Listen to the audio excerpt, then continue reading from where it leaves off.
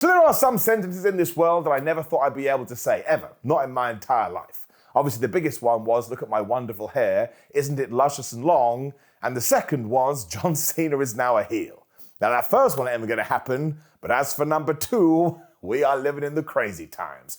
John Cena did just go bad guy, and why? Here's why. And the main reason is because he totally understands wrestling. I'm going to sound like a massive geek here, but I am a nerd. But given that John Cena is on his retirement tour and right now everybody loves him, he could have just been the same John Cena he's always been, and he would have totally deserved it. Like you go back to 2013 and 14, he was the same character. The fans were going boo, boo, and they weren't saying boo-earns. But at the time, he realized because of business metrics and who knows what else, he should stay the course, and it was the right thing to do. You jump forward to 2025, once again, all of a sudden he hasn't reached that upper echelon where people are going behind him regardless, and he decided, with Dwayne Johnson and Triple H, I presume, let's have some fun here, let's do an industry-changing thing, let's do something people will talk about for the rest of their damn lives.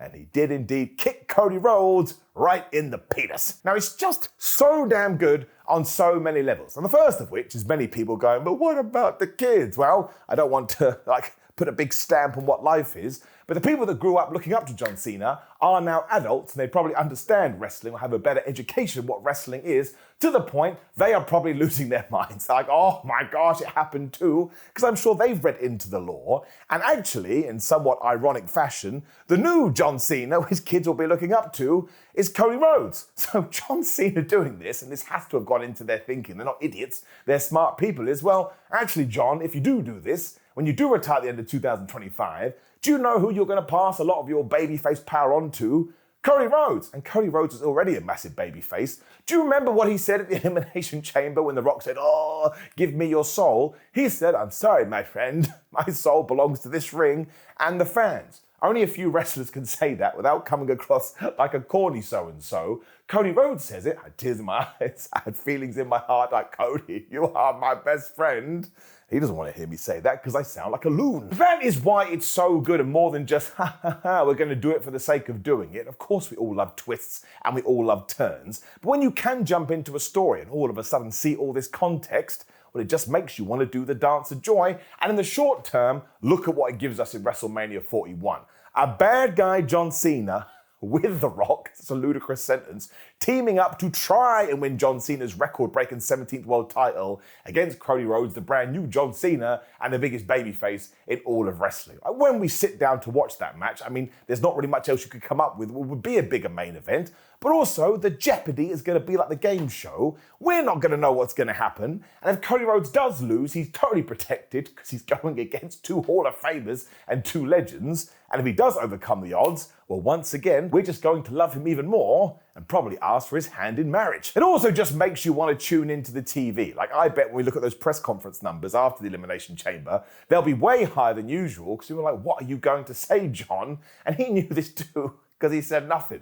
He just took the mic and he literally dropped it before walking out. And now if we go back to the Royal Rumble press conference, do you remember how he was a bit serious and a bit heelish?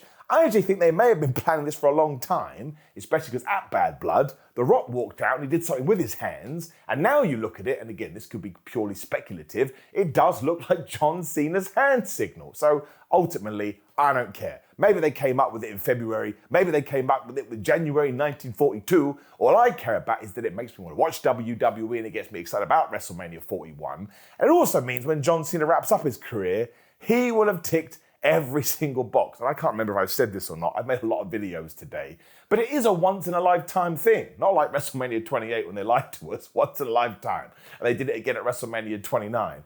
But in order to sort of have the reaction this has had, you need someone who is happy to become the biggest wrestling star in all of the sport, but also be a face, be a face, be a face. He should be a heel. No, I'm not going to do it. Face, face, face, face, face, face. To the point where a quarter of a century in, and then he does it when nobody else was expecting it. Go back to that last segment at the pay-per-view, PLE, right? John Cena was right there. And I'm sure a few people were like, wait a minute, this smells fishy. But ultimately, WWE knew they could get away with it because they were like, no one's going to think Johnny Boy's going to go bad guy. And that just made it better still. And we did the whole hug thing and The Rock cutting his throat with those two looking at each other. And even if you do break it down to its most basic point, it's John Cena and The Rock, or John Cena and Dwayne Johnson. they ain't just wrestling famous, they are proper celebrities. Like, I think Forbes released a Who Earned the Most Money in Hollywood from 2024 list the other day. The Rock was number 1, but John Cena, I think, was top 20. These guys are running wild. It really is like a modern day NWO. I don't even care about the Travis Scott thing too. I mean, we did it with Dennis Rodman back in the day, so why can't we do this? But I just think it's a signal of what new WWE is. We're not doing things for the sake of doing it. We're actually thinking this stuff out, and ultimately we're going, what's going to make us the most money? What's going to pop a rating? And what's going to get the fans to enjoy it? Because I'm sure there would have been a time you could have taken someone and turned them heel. We'd have been like, oh, no, that's terrible. Like the Big Show. He turned heel about 42,791 times. But all this has done is made people feel like they want to consume content, they want to talk about it, they want to have an opinion. Somebody tweeted me earlier going, Simon, I can't sleep. I just want to sit here and scroll. And I totally get that because you're trying to make sense of it because it's a story you never thought you would see. So kind of when you get past the shock of it, you feel a little bit privileged. Once again, that's a geeky thing to say, but aren't you happy you're living in the time period when John Cena does turn heel?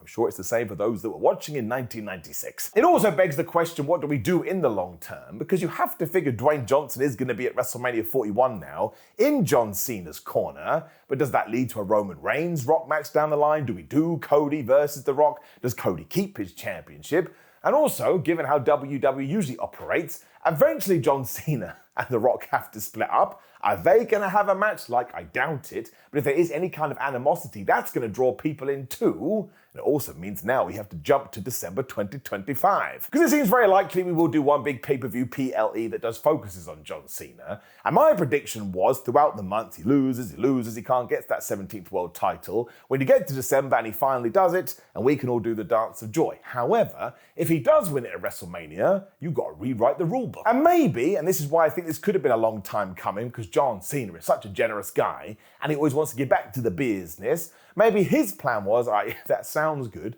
but why don't I win that championship early on? I'll be the heel title holder for a while, and then somebody can beat me on my last match, and once again, I can take all my magic potions, and I can give it to that guy instead. And it could be Cody Rhodes. Maybe Cody's story in 2025, from April all the way through to the end of the year, is gonna be John Cena. I need my revenge. You were meant to be my lover boy, and you stabbed me right in the back.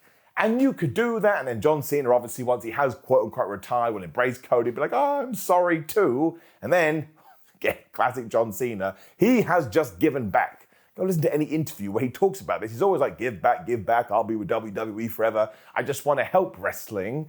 So maybe we've all been duped. Maybe we've all been putting our own personal spin on it and not thinking what John would have wanted, or maybe he's just doing what he's told to do, because once again, that sounds like it's John Flabbin' Cena. So I am totally over the moon about this because I actually never thought this would happen. Even when we did make some prediction videos, we threw it out there. You can find me saying these words. I was like, oh, maybe John Cena will tie it with The Rock.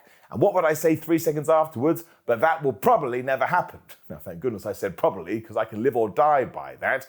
But really, now we've seen it in motion, why wouldn't you do it? The Rock's gone crazy, John Cena's gone crazy, you've got your brand new babyface, Cody Rhodes is totally cemented right now. All that stupid poppycock of, oh, eventually Cody Rhodes is going to get booed. I don't see it happening, and yes, I get there's a risk here. Because the WWE fan base has been so desperate to see John Cena become a heel for so long, maybe we do go a bit contrary and we start booing Cody and we start cheering John Cena. But that feels very much like a conversation we'd have in 2018. Ever since like 2023, fans just turn up and play along. One of the reasons the product is so much better, because the audience obviously plays a massive part. But I'm a huge fan of it. I think it's brilliant. And even if down the line we realize it was a terrible mistake, who cares? Because we got to experience that moment on the 1st of March, 2025. So I say a round of applause for The Rock, a round of applause for John Cena, and a massive round of applause for Cody Rhodes, who is just the He-Man of pro wrestling. He started a wrestling war. Did I say this at the start of this video? Is it a different one? I don't know. But he started a wrestling war. He turned The Rock heel again. And now he's turned John Cena heel again.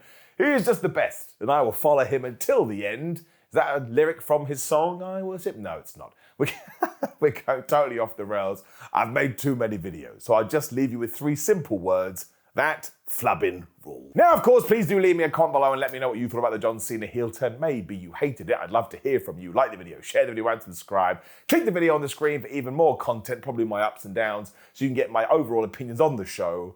Now, I need to lay down. I've made a lot of content and my brain is mush, but I tell you this straight, my friends, I flippin' love professional wrestling. We didn't even talk about the fact that Cody told The Rock to fuck off. Let's go.